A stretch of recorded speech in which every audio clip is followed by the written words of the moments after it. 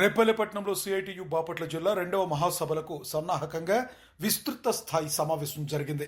Repalle CITU కార్యాలయంలో K Jhansi అధ్యక్షతన జరిగిన ఈ సమావేశంలో జిల్లా ప్రధాన కార్యదర్శి సిహెచ్ మంజుదార్, జిల్లా అధ్యక్షులు సిహెచ్ మణిలాల్ పాల్గొన్నారు.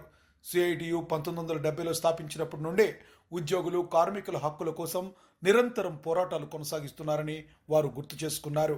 బ్యాంక్, ఇన్సూరెన్స్, టెలిగ్రామ్, రైల్వే, విద్యుత్, పోస్టల్, ఆర్టీసీ, విద్య, వైద్యం వంటి రంగాలు ప్రభుత్వ ఆధీనంలో ఉండడం అవసరమని, వాటి రక్షణ కోసం సిఐటియు అనేక సమ్మెలు నిర్వహించినట్లుగా వివరించారు.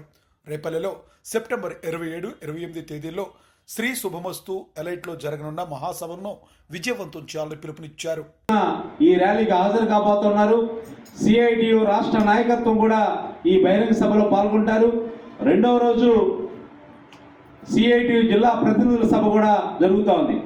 గత 3 సంవత్సరాల కాలంలో బాపట్ల జిల్లా ఏర్పడిన తర్వాత చేసిన కార్యక్రమాలను సమీక్ష చేసుకొని రాబోయే కాలంలో కార్మిక వర్గ సమస్యల పరిష్కారం కోసం పోరాటాలు రూపొందించుకోవడం కోసం ఈ మహాసభ జరుగుతోంది. ఈ జిల్లాలో anganwadi, ASHA, mid day meals, municipal, ముఠా కార్మికులు, అనేక రంగాల కార్మికుల సమస్యల మీద అనేకమైన పోరాటాల చరిత్ర సిఐటికి ఉంది. అనేక పోరాటాలు విజయం సాధించే చరిత్ర సిఐటికి ఉంది. ఈ మహాసభల్ని ఈ రేపల్లెపట్నము చుట్టుపక్కల గ్రామాల ప్రజలందరూ కూడా, కార్మిక వర్గం కూడా భాగస్వామై ఈ మహాసభలు జయప్రదం చేయాలి అని చెప్పేసి సిఐటియు బాపట్ల జిల్లా కమిటీ తరఫున కోరుతా ఉన్నాం.